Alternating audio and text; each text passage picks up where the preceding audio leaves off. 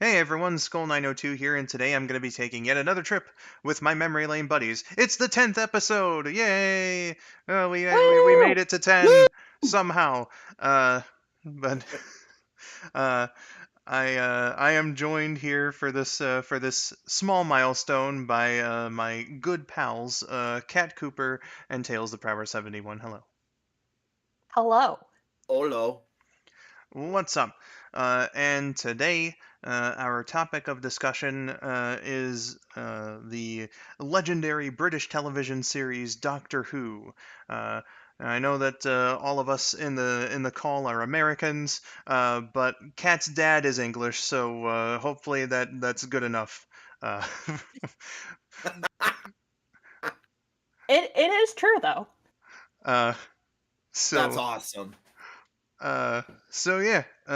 Series started in 1963, and aside from a 16-year hiatus from the late 80s to 2005, has been quite a long runner. And I gotta say, one of my personal favorite science fiction shows of all time. Uh, that being said, I'm not terribly knowledgeable of like uh, much that happens after what was it called? The Time of the Doctor, the 50th anniversary special.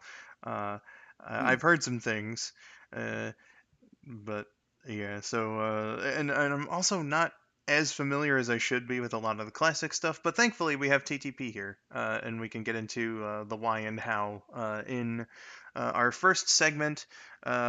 Which is your introduction to the series. And again, this this podcast series has been very interesting having TTP here because for a lot of the stuff that we talk about, like he was there, you know, um, as it was happening because of how much older he is than most of the rest of us. So uh, before it was this big, huge global thing. Doctor Who was very niche in the United States for a while, and TTP was one of the few who kept up with it. TTP, how did you get introduced? Well, um, kind of funny actually. So one of my friends that I went to school with, uh, his uh, his parents had a ton of Doctor Who VHS tapes, and like that they recorded or got from somewhere. I don't know the story of how these tapes were procured, but they had them, and that is how I was introduced to Doctor Who with those tapes. It kind of started like we would go over and watch OG Star Trek. Um, we would go watch some OG Star Trek, and then my friend was just like, "Hey, my parents just introduced me to this show. Do you want to change it up for the day?" And I'm like, "Okay, sure, why not?" And I was a little stumped because bear in mind this is the 90s, so I'm probably like 10, 11, 12 years old, somewhere around there. And so this would be like the mid 90s. And he's like, it's called Doctor Who. And I'm like, who? I was I was like it was like I felt like he was playing a prank on me, like the like who's on first, kind of thing, that the who's on first riddle. I thought Hmm. it was like something like that, and I'm just like, what is this? But he puts on an episode. Now, sadly, I don't remember what episode it was, but I remember the doctor. And I'll get into the doctor for the later question. But it was that was my introduction to Doctor Who. It was one of the classics. Sadly, I wish I could remember which uh, story it was, but alas, I do not remember. But good stuff. So that was my awesome introduction to the series. Yeah, buddy. So basically, at first you were kind of like how Eddie in the chat is here, and welcome to the show, Eddie. Uh, uh, but then when you started watching it, you're basically just like, holy shit, it's bigger on the inside. Yeah. Uh, uh, so- Fell in love with the TARDIS the first time I saw it too, and and again that's gonna actually come up again later. So nice, nice, nice. Uh, Kat, how about you? Where and when did you get into it? Okay, so first off, I have to shout out my fiance Tori. Uh, Tori. love him. Wish he was Tori, here. He would be all over this episode too, but alas, adulting is a thing. Um, no so fun. yeah, 2014 after we came back into each other's lives, he was like, you know what? There's a lot of things that you, Kat, have not seen, and it is my duty to correct that. And Doctor Who was one of the things that he wanted me to watch. So I think like the second or third time that I came over to his place to hang out, he put on the first episode of Christopher Eccleston's run, and I went over there like every weekend after that, and we would watch like I don't know, maybe 5 or 6 episodes a night. Like we were up until 4 a.m. watching this show. That's what the DVD shrine is all about, yo. Yes. This Love it. this is a nice introduction. I just uh, straight binged and whatnot. Very And Hmm. you good. started with Eccleston too, which is Yeah, awesome. So great starting Yeah. point. And Uh, you got to hang with the man as you did so. yep. It wasn't long after that that we started dating. So uh, I will add a caveat. I've never seen any of the classic Doctor Who, so my uh, my knowledge is also kind of limited. yeah. Uh, Eddie here says, first time I heard of the show was when my sister was watching it on TV. Never got into it, but I know a little bit. No worries, no worries. Hopefully this episode doesn't become confusing, uh, or anything. Um, as Doctor far Who, it's full of timey wimey. it really is. Uh, Wibbly wobbly. oh yeah. Yes. As far as my own personal introduction to the show, to like a bit of a multi-part story, I guess. I think I first heard of it. Well, I'm unlocking a memory a little bit. I must have heard the theme song somewhere because I recognized it when they did that one joke in the Family Guy Star Wars special. But like my first actual exposure to it was it was like the summer of 2006 or so when Sci-Fi started airing it. Um, and I just remember passing by the TV a couple of times as the theme song was going on, and I was like, "Oh, that's some interesting animation going on here, neato." But never actually like really sat down to watch the show. Um, and through the years, particularly after I got more so on the internet, and even after that, like more so when I started seeing like certain internet reviewers and their offerings. I heard some things, maybe some terminologies like TARDIS or the Doctor, the Master, whatever, but uh, didn't really pick up on the details. And then Bronies happened. And I promise this will make sense. Uh, So I think what it was that truly sparked it was my brother had introduced me to some fan stuff because he became a full blown brony, and I personally never got into that fandom myself, but I did appreciate some fan work. So I think I was just kind of going through the motions of like looking up whatever was on my YouTube sidebar, just check out a video here and there and whatnot. Uh, and one of them Was some dude animated the like full improvised rant that David Tennant had to do for one episode with Doctor Hooves over it, and I was like, this sounds very interesting.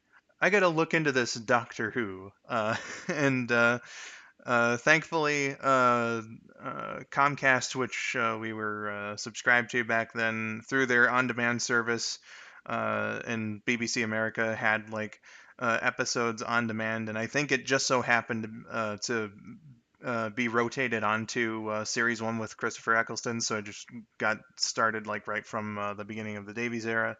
Uh, Perfect way to start off, and I just started watching it, and I really liked it. That was kind of like my personal introduction to Doctor Who, just kind of like watching the episodes on demand and then switching to BBC America uh, and recording the episodes on DVR and stuff. That's how I got started. Nice. Nice. You know, I was just thinking about this too, like when you were saying you were unlocking a memory here too. So when my friend introduced me to the series, like we would go over, watch a handful of episodes. I'm like, I love this. I need to see this. Well, obviously their collection wasn't complete. So um I got reminded of this series, ironically, when I was in England. Um I was sitting in a pub. This was January of '07, and sitting in a pub, and they had a TV on, just very quietly, and very faintly, like I heard the classic theremin, and I'm like, huh, what? I'm like, wait, I recognize this. Look at the TV, and it's Doctor Who, and I'm like, okay, and I'm thinking, neat, okay, they're gonna show some Doctor Who episodes, okay, cool, like I can get behind this. And they it was people I'd never seen before. Well, it was the new series, and I'm like, hold up, they made a new series. So I was like 2 years late to the party on the new series with Eccleston. But then I started watching it with my cousins, and then we just kind of started binging it from there. And my cousins loved watching my reactions when things happen, because they're like, "Do you remember this?" And I'm like, "Oh my god!" So um, it was, it was definitely an experience. So I'm glad that I was sitting in the pub, um, in England, in London. Yeah, I was in London at that time, and that was a neat experience to actually be in England and watch Doctor Who. So that was cool. Nice. Spidey here says, "Don't make promises you can't keep." I kept it. It tied into my story. You youngster. Uh, Alrighty. So introductions all settled. Some nice stories there. Let us move on to favorite Doctor. This is a long running series, and with the unique concept of regeneration. You get the same character, but also not. The personality, the fashion sense, the jokes and gags, the particulars about the character, it changes over time.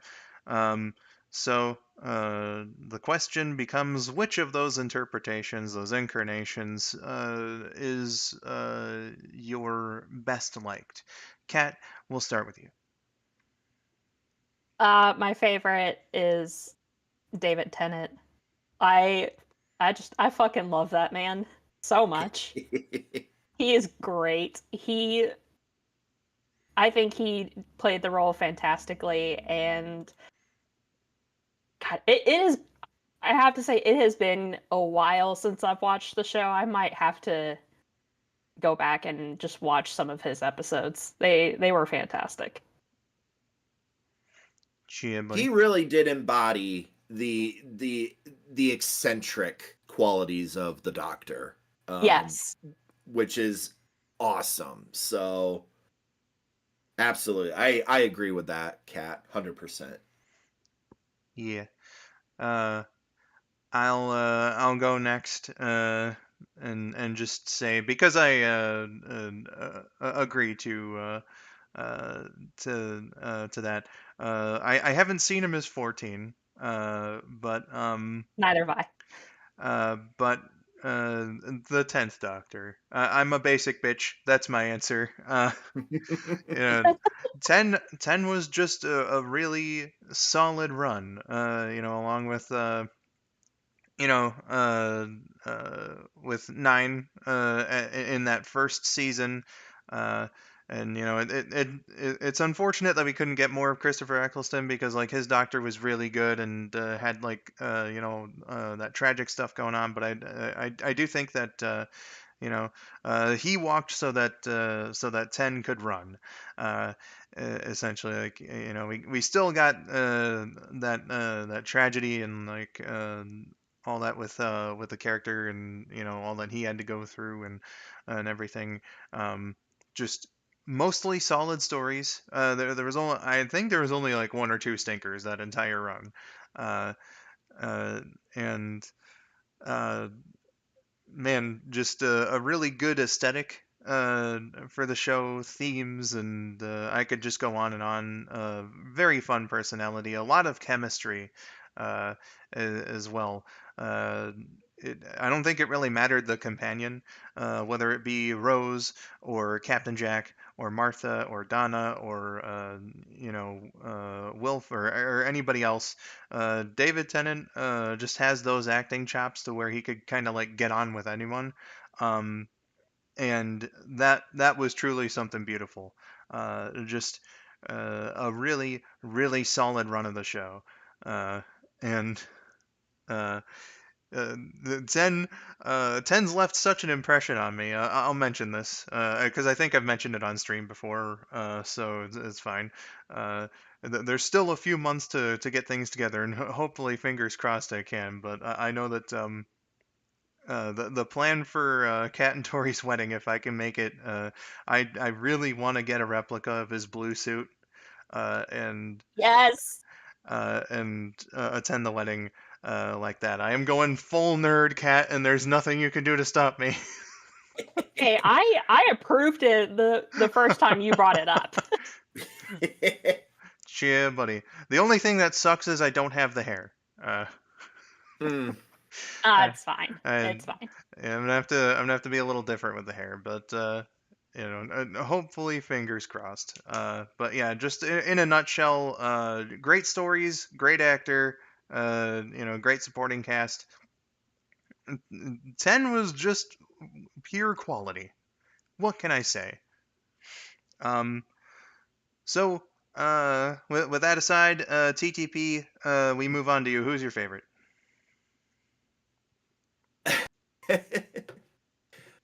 During the intro, I alluded to it real quick because the introductory doctor to the series for me is number 4, Tom Baker, and he is my doctor, and thus is my favorite doctor. Had a lot of great stories that I really appreciated. In fact, one of them is um, what is it? Invasion of Time, I think. And if I remember correctly, it is one of the first times you actually see the swimming pool inside the TARDIS. Um, and the companion, and her name is escaping me right now. Um, I forgot to write it down. Oh well. But you see her actually swimming in the pool in the TARDIS, which is cool. So but and I always thought that was very interesting, like how massive the TARDIS is, and a lot of the lore as well. In fact, it was near the end of Tom Baker's run where you kind of start to get the lore of the chameleon circuit, which is what would make the TARDIS um, change. Because yes, the TARDIS can be other things than a police box, than a police phone box. So It was a piano once. yeah, it was that. It was a pillar. Um, in another episode. So yes, the TARDIS can pretty much become anything. But so the lore of the chameleon circuit and all that is it's very fascinating. So like I felt like Tom Baker kind of brought up a lot of the like different lores of different things with related to the Doctor, which is really cool. I really, and that's something that just really stuck with me. And that's why he is probably my favorite from classic. But yes, if I had to, um, if I have a favorite from the new series, it would be David Tennant, hands down. I really like Tennant. He did a great job.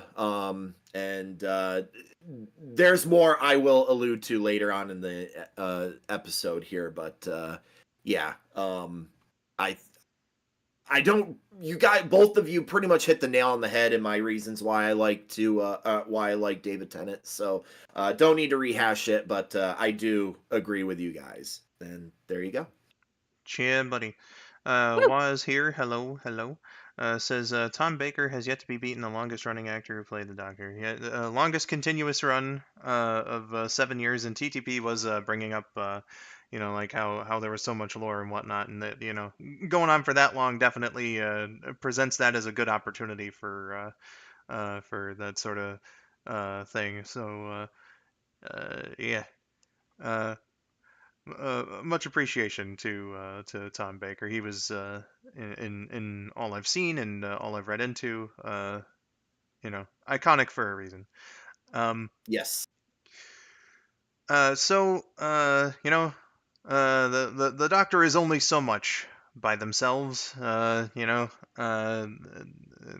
It's the dynamic with the companions that truly makes the cast.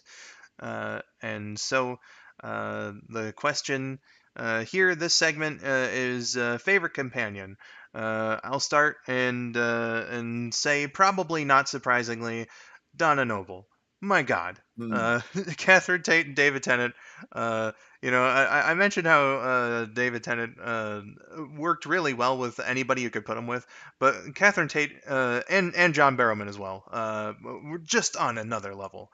They they're like siblings who've been bickering with each other for their entire lives. That's they're just so fucking good together. Uh, and Yes. uh, and it's not just the fun stuff too. Donna and the Doctor bickering with each other, but like uh, when things needed to happen, when the Doctor maybe needed a shove in the right direction or whatever, Catherine Tate is uh, ostensibly like mostly a comedic actress, but she can pull off the drama and the serious stuff very well too. Uh, like say convincing the Doctor to save the family in like the fires of Pompeii, or like how she connected with the Ood in Planet of the Ood, and her departure scene. Jesus Christ, that was depressing. But it was all very, very well done. And I think over that season where she was a companion, had an incredible arc and great character moments. And my God, that chemistry. I can't mention that enough. And everything. So I'm rather curious to see the 60th anniversary specials, because they did bring Hmm. her back, and she's important to the plot there and stuff. So I wonder how that continued later on. But for what we did get in the original run there, man. That was, like I said about the 10th Doctor, man. It was just pure quality. Uh, so that's my answer. TTP, how about you? Yeah. So this is probably going to be an unpopular opinion here. So it's been so long since I've gone through the classics that I don't remember a lot of their names, unfortunately. But one that sticks out for me, and this is not the unpopular opinion here, but I am a huge K9 fan. I love K9. Hell yeah. Like best dog, best dog. K9 is so cool. I loved him with Tom Baker, and I don't know. I just really appreciated him, and they used him for a lot of cool things. They did some really cool things with him. There was like a cool story where K9 was helping sabotage a ship, or if I remember the story correctly. But it was really cool just what they had K9 do, and even K9 got his own spin-off series as well. And which aired on, I think it aired on like Disney Kids or Toon Disney or something like that. And it was really cool. It was just a story of how K9 like went to another dimension and like basically helped out these kids with stuff like no mention of the doctor or anything like that. But it was really cool because K9 regenerated, which was cool to actually see. So that was neat. K9 is great, and I love K9. But from the modern series, couple companions for me that really stick out. I liked Rose Tyler. I really did from Eccleston. And she was in a couple episodes that really touched me. Probably the biggest one, I think, that just it hit hard, and I think Stephen Moffat wrote the episode. Was Father's Day. Oh my God, that episode really hit me hard in the feels. Oh boy, that was. I don't even know. I can't even put words with it. It was brutal. But she was a good companion to get things off and running, and kind of what you were saying earlier, Skull, about how like Eccleston, walked so Tennant could run. I feel like that was true with Rose as well. Rose walked so the next companion could run, and her name just went out of my head. I just had it. Martha. Martha, thank you. Good grief. And then along with Jack Harkness, and I have reasons for that, but I don't want to get into it because of spoilers, just in case anybody hasn't seen it. But at least for those in the call, it sounds like everybody's good through the 50th anniversary. So you know Jack, the story of Jack Harkness, Captain Jack. So, but yeah, I would say those three real quick. I really love their stories, and all three of them really brought something cool and special to the series that, for me personally, just really was just really touching. So yeah. Very well put, TTP. Kat, how about you? Favorite companion? Well, both of you stole my answer. I had a feeling this was going to happen. But you stole my answer of 10, so shut up. But yeah, it is a toss up for me between Rose and Donna. Rose, like I said, Eccleston was my introduction to the show, so Rose was the first companion I was introduced to. So have a soft spot for her. I love her. Forget the actress's name, but Billy Piper. I think she, yeah, Yeah, Billy Piper. Yep. I think she's fantastic. Her parting episode, I was on the floor bawling my eyes out. Um, I know. Oh.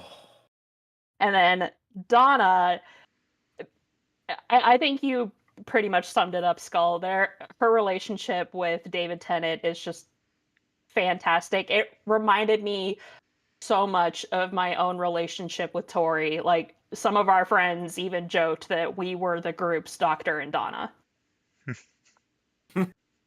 I can see it. Uh, I love that. yeah, it's all good. Um, so Rose and Donna then. Hmm. Gotcha, gotcha. Uh, so now that we've mentioned our favorite companions, it's time to take a look at the installments of the series themselves. Some might refer to them as serials. Some might refer to them as stories. I refrain from using the word episode because I know that like an episode is like a single installment and there are multi parts, especially in the classic series. Uh, Yeah. because that Yeah. you know you have like four stories to a season and they range from 2 to 4 episodes apiece most of the time. So like favorite Doctor Who story. um let's start off with Kat. um, like I said, it's been a long time since I've watched the show, so a lot of details are kind of fuzzy. Um, but one of my favorites was uh the 10th Doctor and Donna reuniting their second meeting. Just the the the scene of them like trying to talk to each other through, was it a window?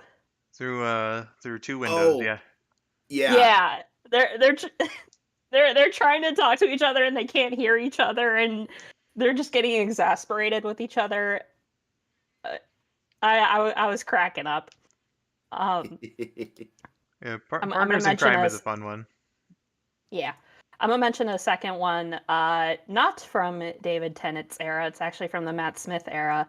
Again, don't remember exactly what the episode was about, but the episode, it has a scene of Rory looking for Amy, and he just goes, "Where is my wife?" And then there's an Oh. explosion behind him, Oh dear. and then he goes, "Would you like me to repeat the question?"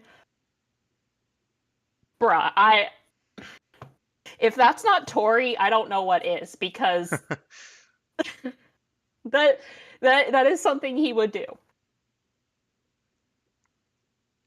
Yeah, I could see it. Some Rory qualities. uh Yes, Rory Tori, you know. Rory Tory. uh as far as my own personal favorite, this I think this was the segment that I had the hardest time picking something for, and picking favorites most of the time for me is like getting a pattern in a game of Simon. It's going to be different a lot of the time depending on how I feel. Um, but the episode I'm going to nominate here today is simply called Dalek. It's from Series 1, Christopher Eccleston's run. Uh, and I mentioned how the Ninth Doctor, had that, uh, traumatic side of him, and tragic. That's the word I used. But the trauma too. Um, that I think was really well reflected in that episode when he finds the Dalek. They thought that they were all extinct. The Dalek thought that all the Time Lords were extinct. They find that they're the only ones left, and that creates an interesting dynamic between the two characters. Uh, Along with Rose empathizing with the Dalek and infusing some humanity in it, uh, getting it to like question its own Dalek nature and whatnot, man. Like, there's a lot of themes in that episode that I think are touched upon very, very well.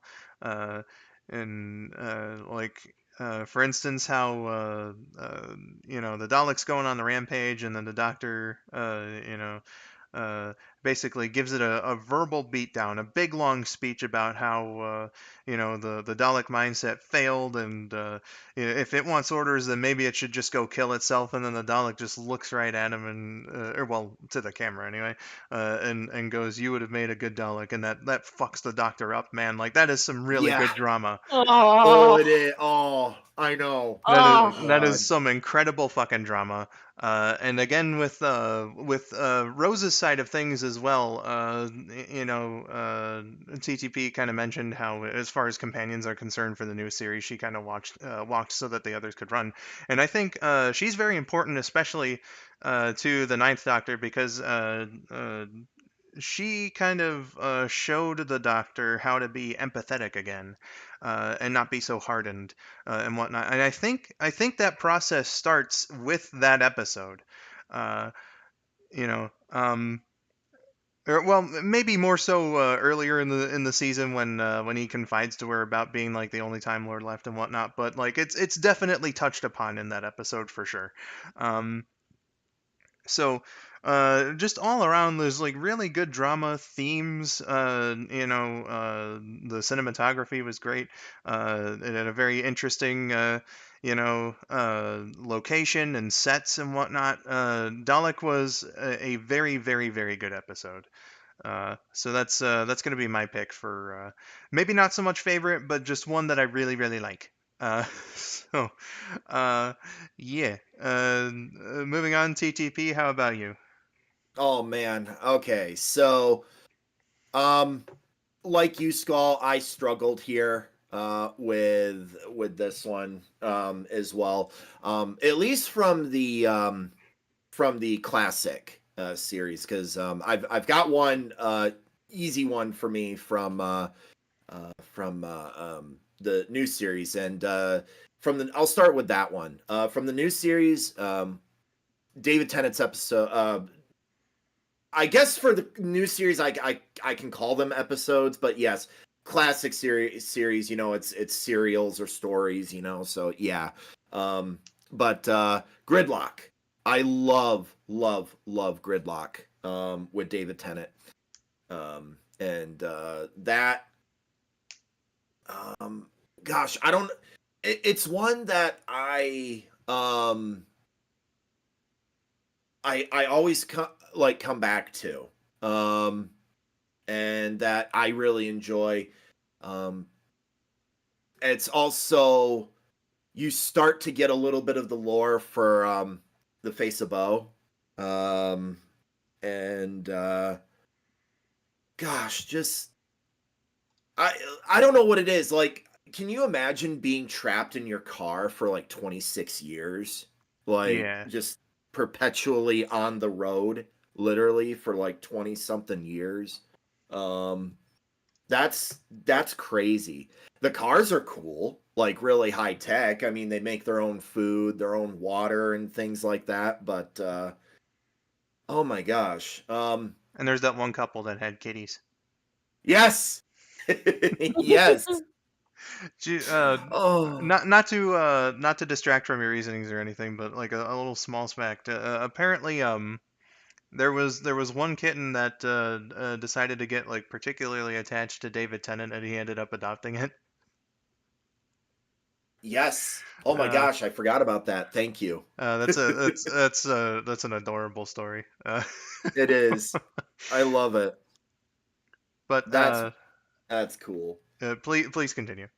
Yeah, so that I love Gridlock. It is definitely one of my favorites, and that's when you start to learn, like I said, the you s- there are some key things in that episode you need to look out for, because much later down the road you do see, like you learn things. And again, I don't want to um I don't want to spoil it for anybody that is either watching now or is going to watch this or listen to this in the future. But yeah, it's so it's just it's so good. I love it.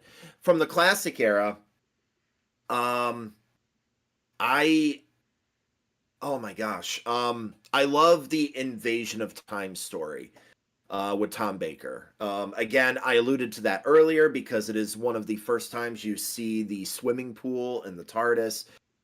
You also, it's also K9 is in that story as well, and and of course you get classic Tom Baker, trying to offer all the Time Lords jelly babies and things like that, and that's something I know Wah Wah would appreciate.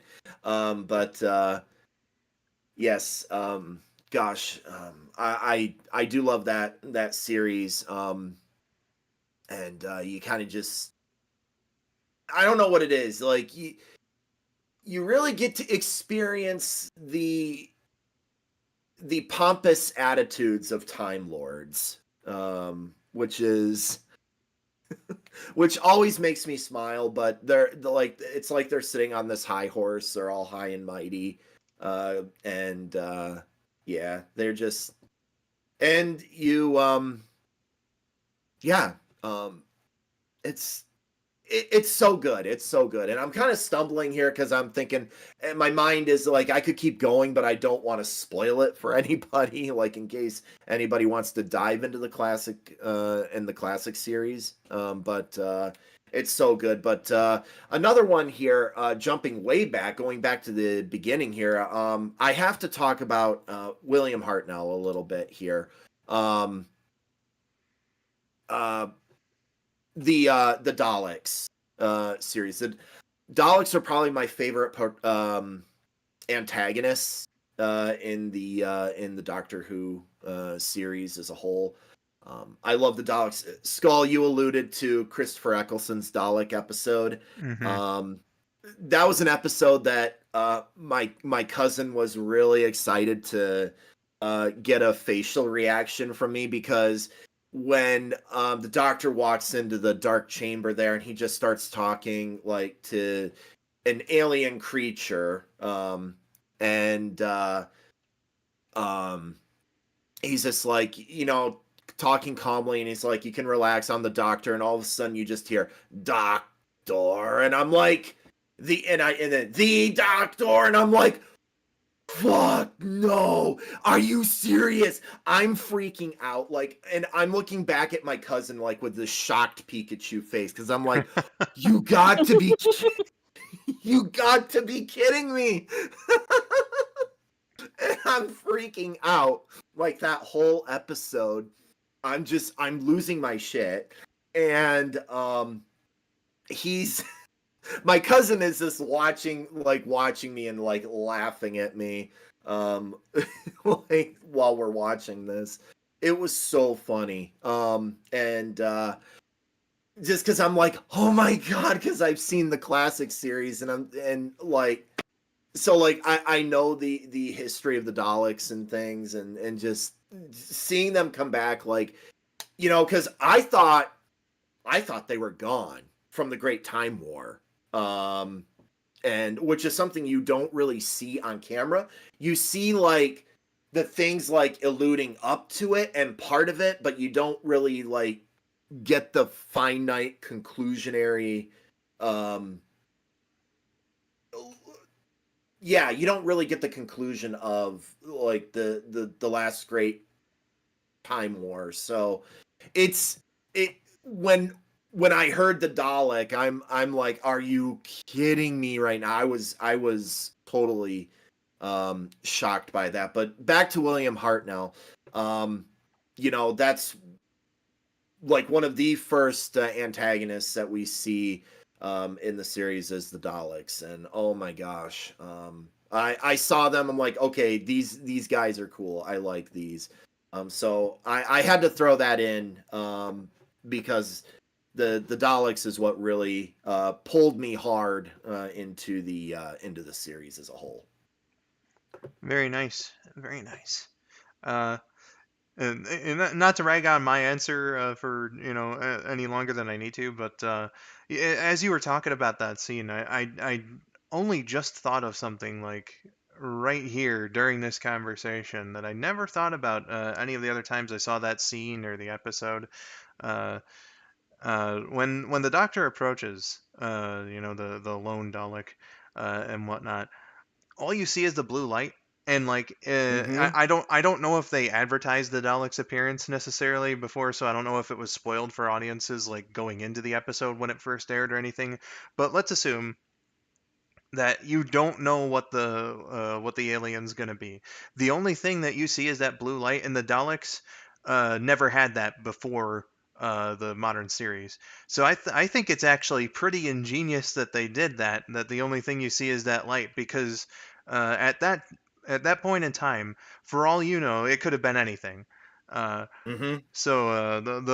it makes the reveal more impactful, I It suppose. it it does, and that I also like that episode because it starts off they end up in like a quote unquote museum of sorts, and they're walking around, and I also flipped my lid when I saw the head of the Cybermen Yeah, in a display case because I'm like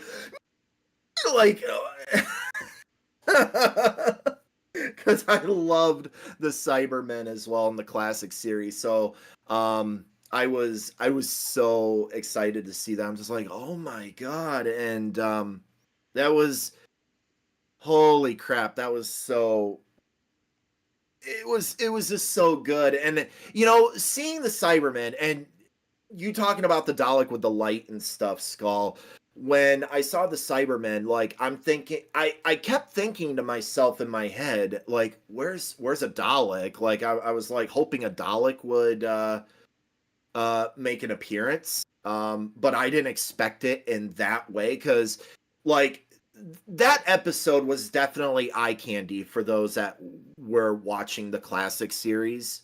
Because you definitely got some throwbacks, even if it was only for like 20 seconds. You still got some good throwbacks in that specific episode. So I'm kind of glad you brought the light up because when I saw that scene, I had no clue what I was getting into. It wasn't until the side white lights showed up, and I'm like when the Dalek spoke, Doctor, and I'm like, oh crap, are you kidding me?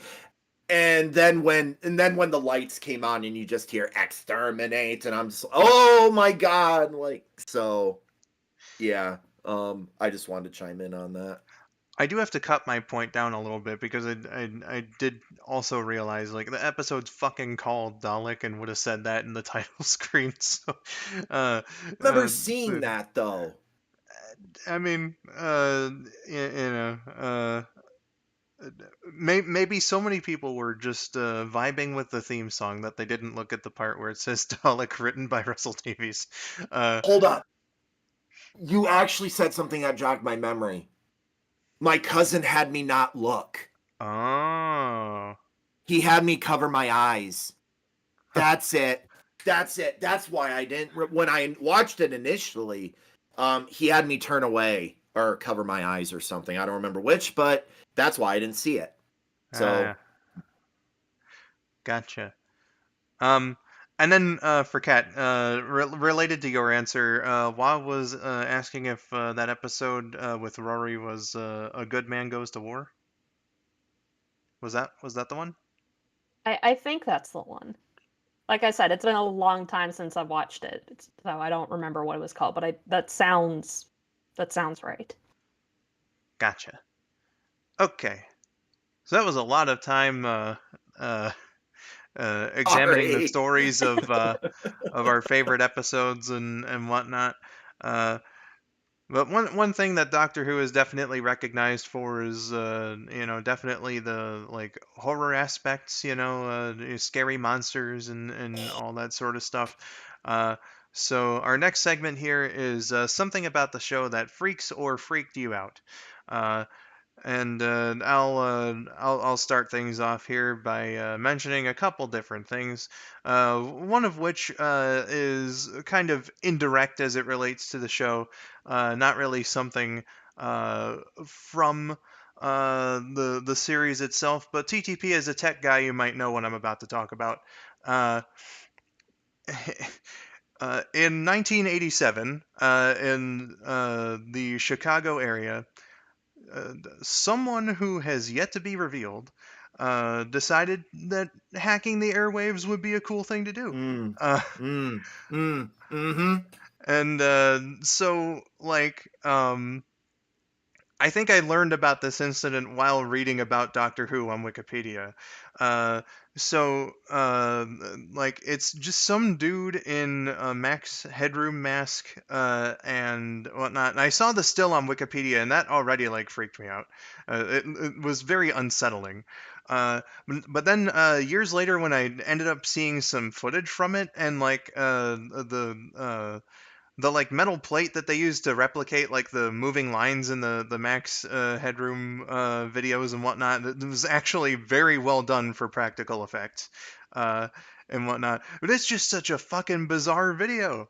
What possessed this dude to just go and fuck with the TV stations and whatnot? Uh, you know, it's a very disturbing piece of footage.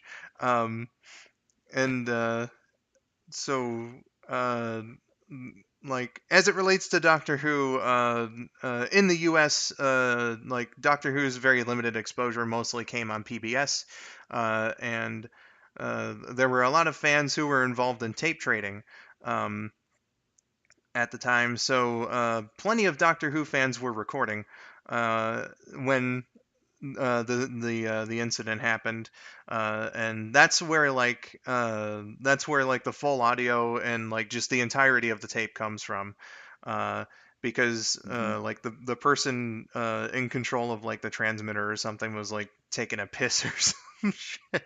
Like they weren't able to readily fix the feed.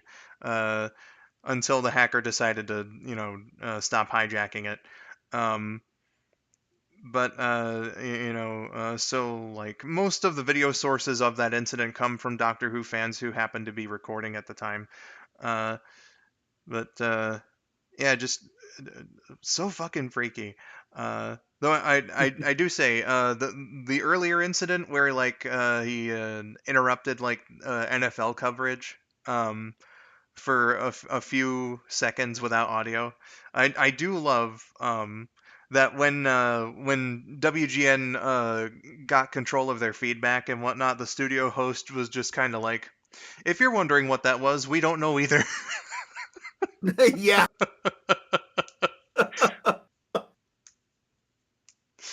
Oh man, did they ever find out who Oh. did the Max Headroom thing? Nope. No. Still out there, and the statute of limitations is probably expired as well. So like, Yeah. dude could come out right now and be like, "Yeah, it was the guy who hacked the TV channels," and not face any civil penance for it. And I sincerely hope that before they die, someone admits to it. Yeah. Because I want to know what the hell they were. Was it fueled by drugs? It sounds like the video was. Uh, yeah, that's the indirectly tangentially connected to the show, but something actually from the show. I gotta mention the episode Midnight from series 4. David Tennant. It's a, companion light episode. Donna's not in there very much. Um, but it's like a bottle episode that's basically on like a plane, and some uh you know uh, uh, uh malignant spirit is going out possessing bodies and shit, uh and nearly gets the doctor, and like it's just really creepy. I think they did that job right, and especially with how hard it was in that one part where like the spirit starts taking the doctor over, and David Tennant and the actor playing the lady, have to say their lines in sync, and all that. Like, they pulled off the creepiness, and they also like very subtly implanted a message about like how mob mentality can be a bad thing. and whatnot when the rest of the patrons on the plane, the passengers I should say, start like coming to their own conclusions and making shit up about like the other passengers and who's responsible and all that, and then they just decide to throw the doctor out and whatnot before the attendant saves the day. Just atmospheric and creepy. I need to start watching it on the regular for Halloween because it's a perfectly fitting episode. Like, Midnight Mm, is really really fucking good. Uh, so hmm. so that's my my two-part answer for freaky things about the show. TTP, how about you?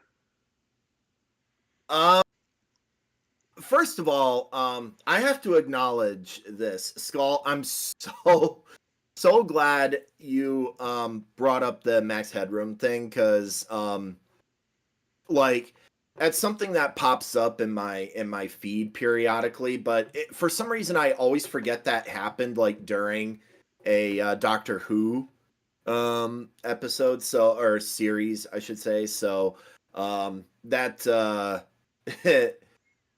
I'm so glad you brought that up, and yes, that is it is very creepy. But so I just wanted to say that real quick. Um, as far as like a creepy story, I love the Weeping Angels. Not gonna lie. Oh yeah.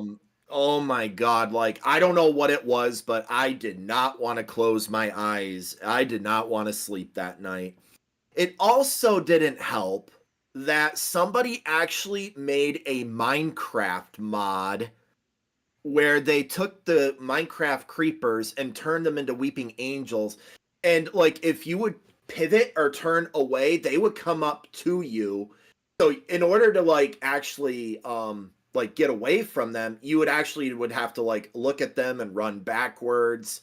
Um because as soon as you turn away, they'd come up to you and stuff. And the guy that made that mod was first of all a genius. But I'm just like that is really creepy, and really well done and really creepy. Um, but yeah, the Weeping Angels, Blink, that episode. Oh my god. I didn't want to close my eyes for a while. That's a good one. And then from a another one from the modern series that I just thought was really creepy was Empty Child, the Empty Child from Eccleston, where it's this entity that's like basically transforming people, like turning their faces into gas masks. Mommy, are It you was my a, mommy it was kind of a, thing? Are you my Oh. mommy? Ah! it was a that was a really good two-parter. Uh, It was a great Empty Child was part one, and I think it was World War III was part two, if I remember I correctly. have the Wikipedia thing up. It was let's see, it was the Empty Child and the Doctor Dances. Dr. Dances, okay, thank you. Yep. Um oh my gosh. That just a creepy two-parter. But yes, this like and I think Skull, if you got the Wikipedia there, does this was that Stephen Moffat that wrote that? Yep. Uh yep.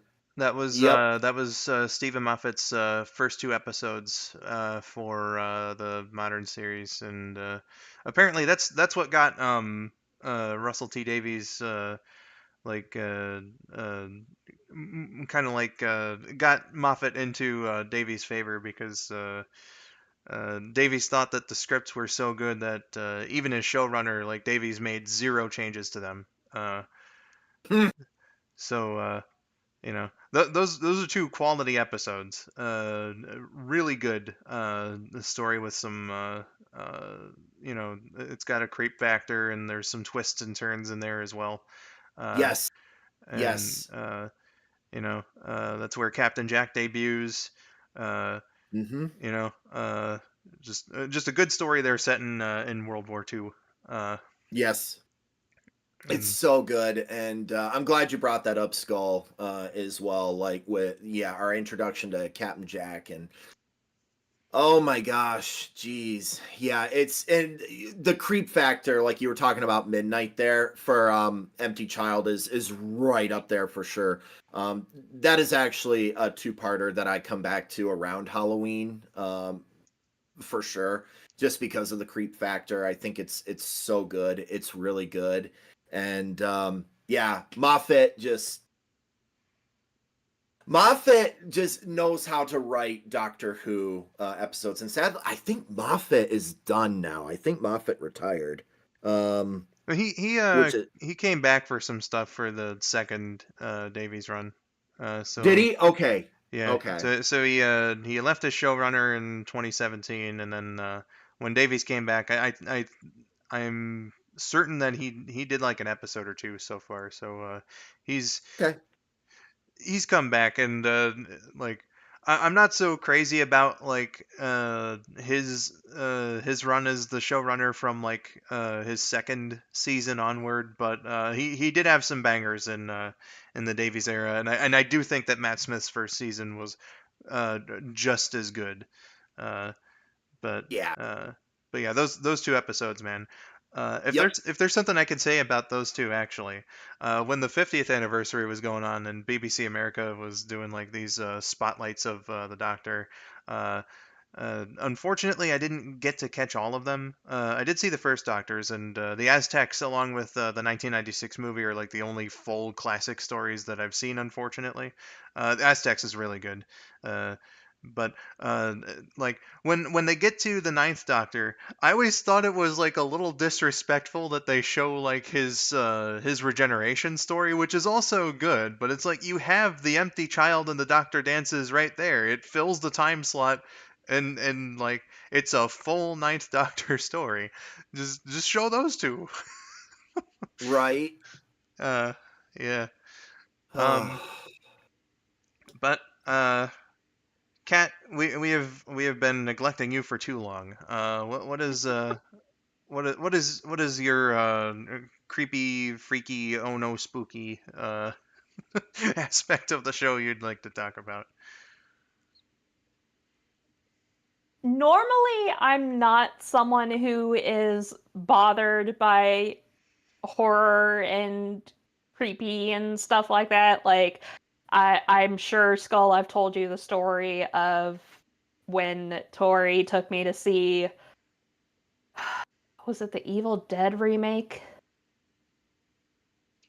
Anyway, I'm sure I've told you that story. If not, I'll tell you later. But I'm usually not someone that's bothered by horror or anything like that. But the one thing in Doctor Who that did kind of freak me out was the episode with what was the fucking name of the thing? Was it Cassandra? The big giant piece of skin?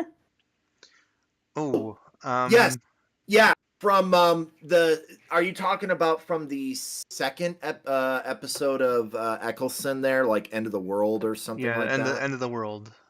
Yeah. Yeah. Just the moisturized meat. Like I Yes. that Yeah, thing. That was like the one thing that creeped me out. I was like, ugh. yeah, Yeah, the quote unquote last surviving human being from Earth. yeah. Yeah. Yeah. Oh Mhm. man. Yeah. Uh, and that one, like her as a character, why am I forgetting the name? You literally just said it, Cassandra. Uh, Cassandra. and she, like it's a very interesting sort of thing. Like I was a bit unsettled by the look, but like I was able to watch the episode just fine. And then like she fucking explodes at the end, and I'm like, Yes. God damn. Uh, Yeah. uh, and you know, so that part definitely definitely got me. Like, just imagine a person being in that predicament that they their skin gets so dry they just fucking explode. uh, And you know. That being said, the part where Rose calls her a bitchy trampoline was pretty great. Yeah. yes. That's funny.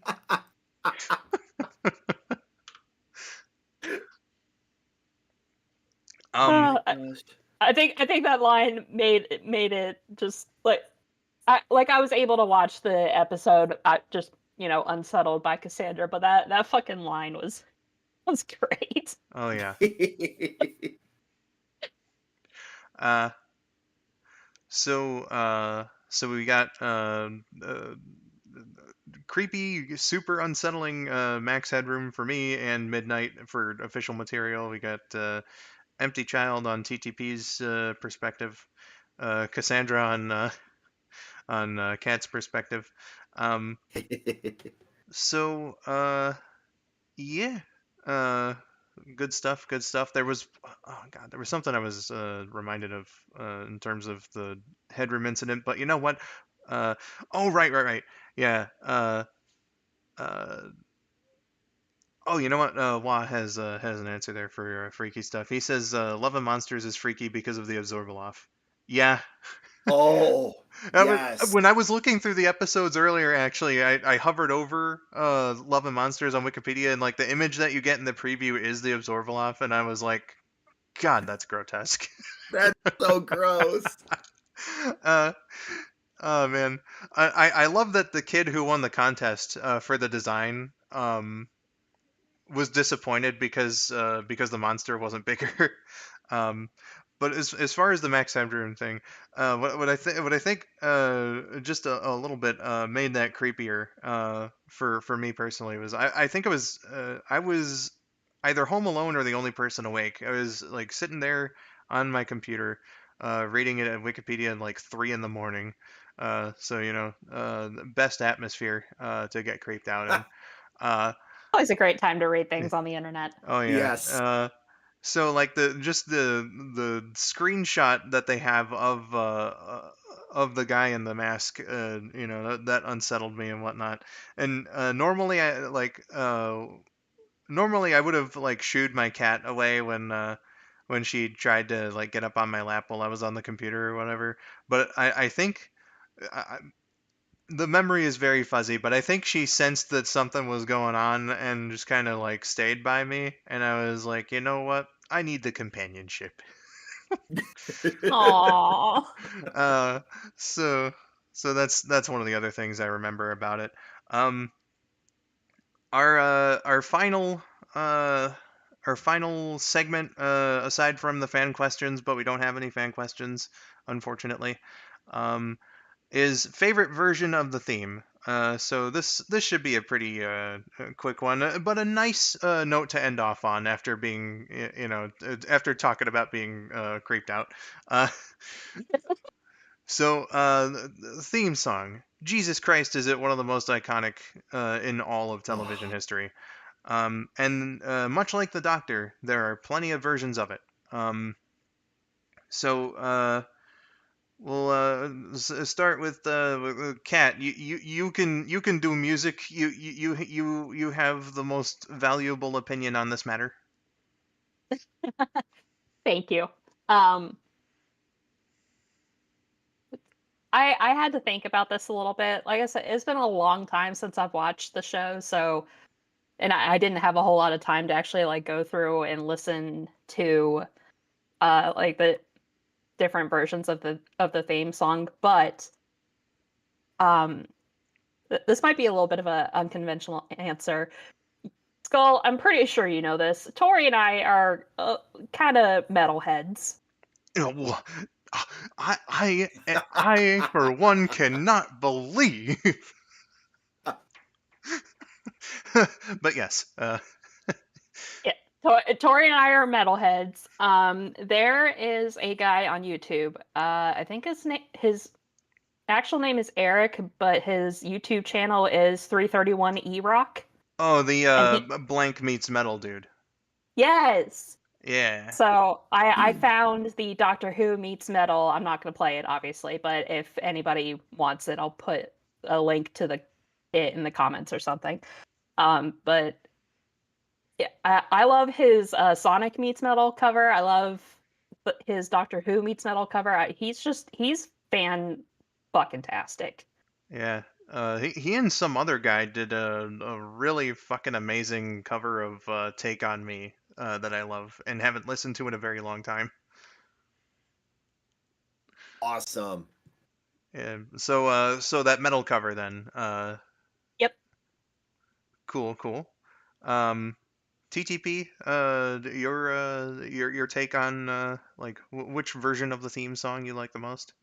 Um, this is easy for me. Series 4. Um, oh my gosh, the series 4 theme from uh yeah, from oh my gosh, from Tenet. Good grief. His name went out of my head. Um yeah, the series 4 theme from Tenet is so good. I don't know what it is, but with the combination of the strings in there, the ba ba ba bum ba ba ba bum ba da ba bum ba, it's so good. I don't know what it is, but it's so upbeat. It like gets me in the zone. Like whenever I hear it, it's like I will put on any Doctor Who series or episode. It doesn't matter what it is. I am so excited for it. In fact, it's actually in my it's in my like my I call it my awesome playlist. I I have it in my awesome playlist, so and it will pop up randomly and it always gets me excited. I also have it in my workout playlist as well Oh, because nice. I use it for like stretching, like a pre-workout kind of thing, and like stretching or something like that because it gets me the rhythmic value of it, like it it gets me in the mood. It gets me in a good mental state where like it's like let's fucking do this, you know. So Gotcha, um gotcha. yeah, series 4 David Tennant theme, top notch. Cool beans. And there's something about that kind of sort of ties into my answer as well. But I have a two-part answer to this because like there are things that I like about these two particular themes that kind of put them on an equal level to me, or at least mostly equal. I do think that the modern one does kind of edge out the classic one a little bit, but um, the classic answer for me is the 1986 Trial of the Time Lord theme, Trial of a Time Lord, Colin Baker's final season. Uh, That's a good one. and at first, when I first heard it, when I was getting into the series, like I didn't really like it all that much. I thought it was very subdued. But as I got older, I started appreciating the way that it sounded way more. Like I love it now. So you tell me this in 2012, and I would have smacked you. But I don't think I would have smacked you. But uh, but uh, but nowadays, I love it.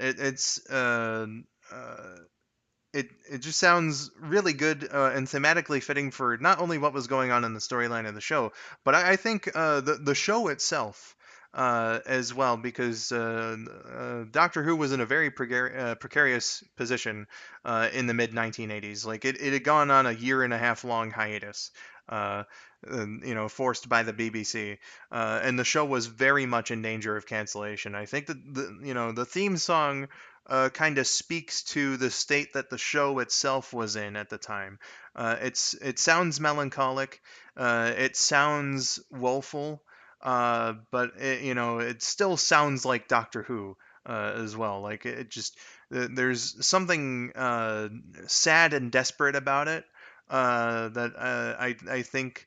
Uh, Makes it very fitting again, not only for what was going on in the show but what was going on around the show as well, in like the real life aspect of it and everything. It kind of showed the trying times that the production was going through, and I don't know if that's what they told the composer to do. uh, uh, but I think if it was a coincidence, it was a very very well done coincidence. um, and then for modern, I'm gonna go with the 2005 theme song. So like when the Hmm. show first came back, and my answer for this one is just like way more simple. It's just like there's something that's so good about the way that Murray Gold was able to combine the original theme, because it does just take the original theme and just add orchestration and instrumentation to it, and it works super well. It's just like if they had kept that theme as the Doctor Who theme forever, I don't think anyone would have complained. Uh, you know, again, like, it just blends the original and adds new elements to it, and neither is taken away from each other. It all works into this beautiful blend of old and new that sounds so good. The 2008 theme is pretty well up there. I do think that there is an added intensity to the instrumentation. It feels more dangerous. Uh, and more action packed, because I think that this is kind of like when the show started getting like really serious, and things were starting to, especially in the specials, things were getting particularly dire for the Doctor, and whatnot. So I think that it works in that respect as well. But I do find the 2005 version just a little better. Um, but that's uh, that's my answer for favorite themes, and my reasons for that.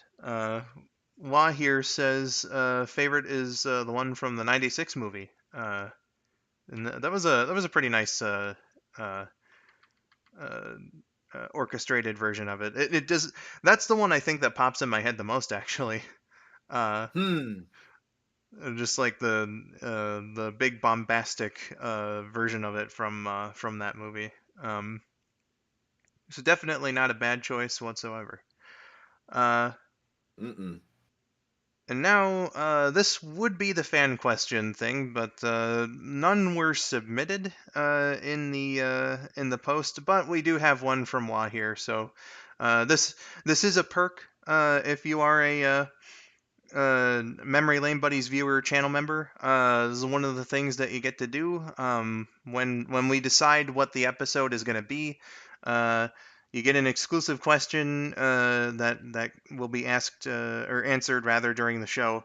Uh, so uh, yeah.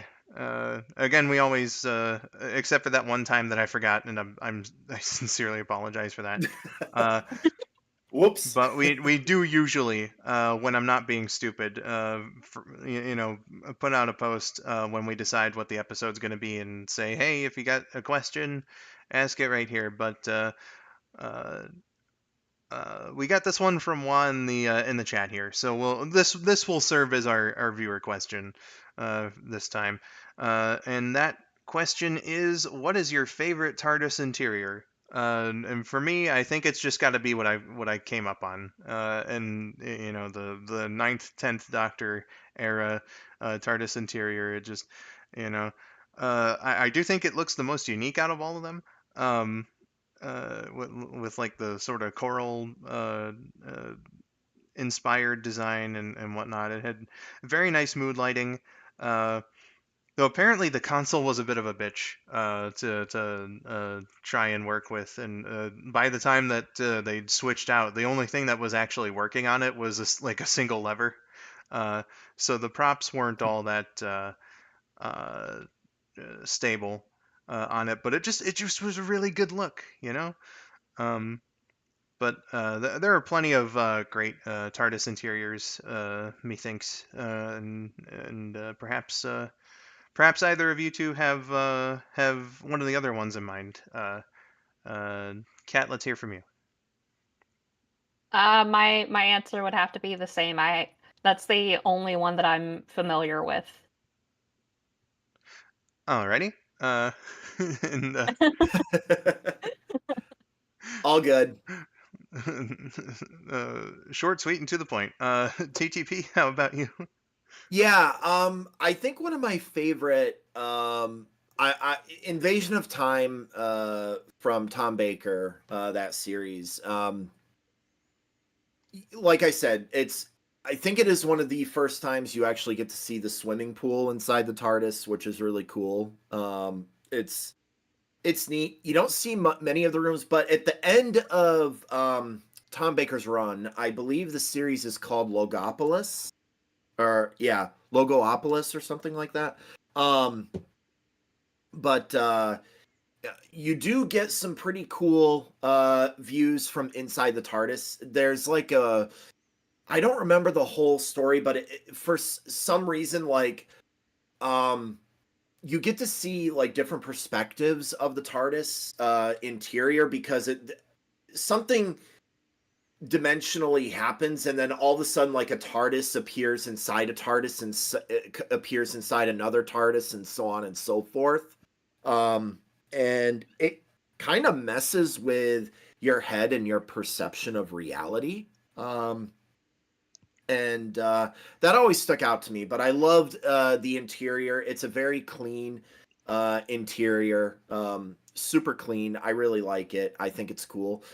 Another one of my favorite interiors, I would have to say, would probably be Matt Smith's Doctor interior. In fact, I think it was Matt Smith. You get to see the swimming pool again. Granted, it's only for like 2 seconds, but you do get to see it and a little more of inside, which is really cool. So yeah, I think I really do like Matt Smith's TARDIS interior as well. But I do like, you brought up 9 and 10, kind of that like the TARDIS is like it looks like just a bunch of mishmash parts like thrown together, and here you are. Um, Kind of like a steampunk kind of thing going on, theme going on, which is cool. Um, which I do love that the steampunk opening credits um, as well. It looks so cool. But yeah, I think yeah, I do like that as well. Just like it looks like the TARDIS is just like battle worn, and like Eccleston is barely keeping it together, kind of thing. And I don't know, there's just something really cool that I like about it. But there you go. Chim, buddy. Uh, so there we are, folks. At the end of this one, uh, Doctor Who. What can I say? Uh, you know, uh, just when when I first got into it, I had just turned 18. Uh, the summer of 2012 was a very special one to me as far as like that was concerned. It was like that and playing on my newfound Xbox 360 and going out and hanging out. It was a very special time. And the show, I think, has delivered plenty of quality content. Unfortunately, there is a reason why I kind of dropped from it, but what I do enjoy about it, never stopped being special, and and everything. So it was nice to kind of sit back and relive that a little bit, and just chit chat about what we liked and the themes and stories, characters, aesthetics. And hopefully, I can get that suit for Kat and Tori's wedding. Um, so yeah, uh, good stuff, my dudes. I'd like to give a big thanks here to Kat and TTP for joining me in this discussion.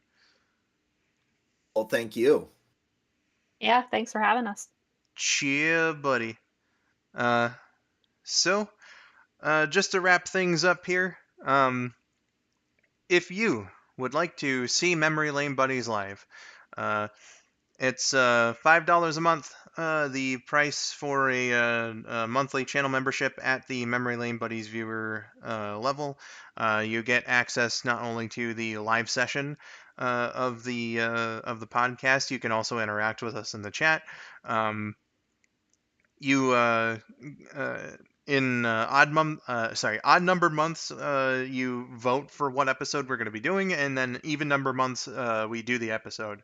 Uh, and you get the exclusive viewer question, as I mentioned earlier, when we put out the post for it. So, plenty of stuff here. So if you feel so inclined after listening to this, that is an option. And yeah, so uh, until next time, guys, I have been Skull 902.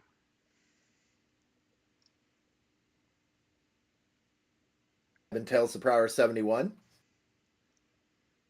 I've been Cat Cooper. Thank you for watching, and have yourselves a wonderful day. Bye bye, everybody. Bye. Bye. Bye.